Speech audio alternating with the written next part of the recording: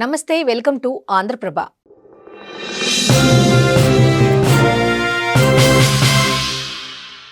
Sugali Preethi case ప్రస్తుతం ఏపీలో మరోసారి హాట్ టాపిక్ గా మారింది.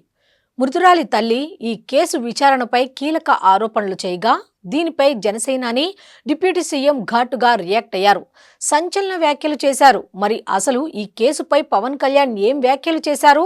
అంతకుముందు మృతురాలి తల్లి సేనానిపై ఏం ఆరోపణలు చేశారు? సుగాలి ప్రీతి కేసు ఏంటి అనేది డీటెయిల్స్ ఈ వీడియోలో చూద్దాం.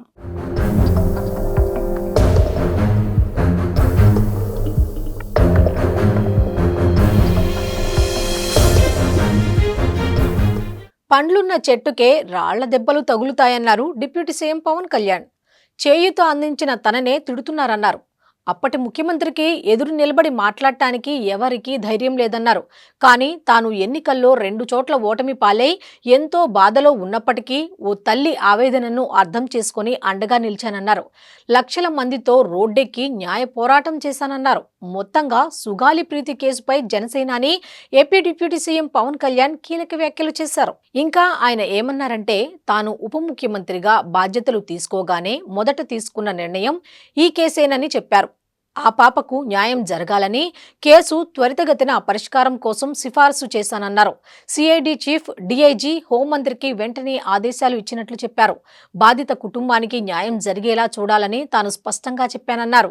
అయితే అప్పట్లో ఈ కుట్ర వెనుక ఉన్నది ఎవరో, వారు డిఎన్ఏను తారుమారు చేశారని ఆరోపించారు.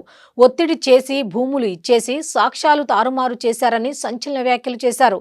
ఇప్పుడు డిఎన్ఏ సాక్ష్యాలు మ్యాచ్ కావటం లేదని పోలీసులు చెబుతున్నారు.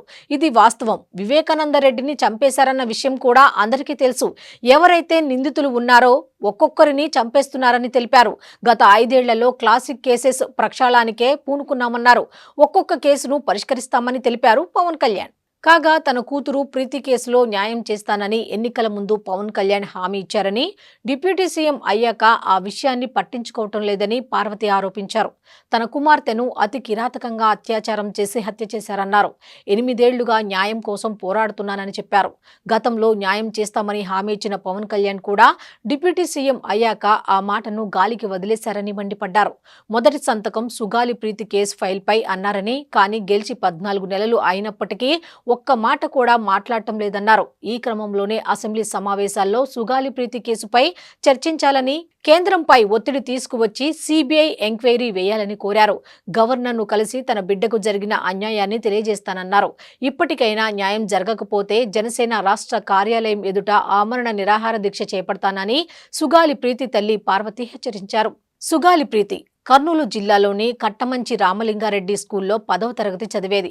ఆ అమ్మాయి 2017లో ఆత్మహత్యకు పాల్పడింది. కానీ ఆమె తల్లిదండ్రులు తమ కుమార్తెపై అత్యాచారానికి పాల్పడి హత్య చేశారంటూ ఆందోళన చేశారు.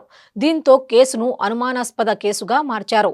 విచారణ చేపట్టారు పోలీసులు. కానీ దర్యాప్తులో ఆ బాలికపై అఘాయిత్యం జరిగినట్లుగా ఎలాంటి ఆధారాలు లభించలేదని తెలుస్తోంది. కానీ ఆత్మహత్యకు కారణమైన స్కూల్ యాజమాన్యంపై కేసులు పెట్టి జైలుకు పంపారు. కానీ తల్లిదండ్రులు మాత్రం తమ నిరసనలను ఆపలేదు. ఆ సమయంలో జనసేన అధినేత పవన్ కళ్యాణ్ ఆ తల్లికి అండగా నిలిచారు. సుమారు 2 లక్షల మందితో కర్నూలు నడిబొడ్డుకు వెళ్లి బలంగా గొంతు వినిపించారు. దీంతో అప్పటి ప్రభుత్వం ఈ కేసును సిబిఐకి అప్పగిస్తూ కీలక నిర్ణయం తీసుకుంది. కానీ విచారణ ముందుకు సాగలేదని సమాచారం. సిబిఐ తమ వద్ద వనరులు లేవన్న కారణంగా కేసును తీసుకోలేదు. అయితే సుగాలి ప్రీతి కుటుంబానికి ప్రభుత్వం నుంచి అన్ని రకాల పరిహారాలు అందేలా చేశారు పవన్ కళ్యాణ్. అందులో ఆయనదే ముఖ్య పాత్రని చెప్పుకోవచ్చు. 5 ఎకరాల వ్యవసాయ భూమితో పాటు కర్నూలు దగ్గర ఇంటి స్థలం, అదేవిధంగా మృతురాలి తండ్రికి రెవెన్యూ శాఖలో జూనియర్ అసిస్టెంట్ ఉద్యోగం వచ్చింది. జనసేనాని పోరాటంతోనే ఈ న్యాయం జరిగింది. సుగాలి ప్రీతి తల్లి తన కూతుర్ని ఖచ్చితంగా అత్యాచారం చేసి హత్య చేశారని ఆరోపిస్తున్నారు. కానీ పోలీసుల దర్యాప్తులో భిన్నమైన అంశాలు బయటకు వచ్చాయి. అందుకే ఈ కేసులో పురోగతి కనిపించడం లేదు. సిబిఐ కేసు తీసుకోకపోయినా డిప్యూటీ సీఎం పవన్ కళ్యాణ్ సిఐడితో విచారణ చేయిస్తున్నారు.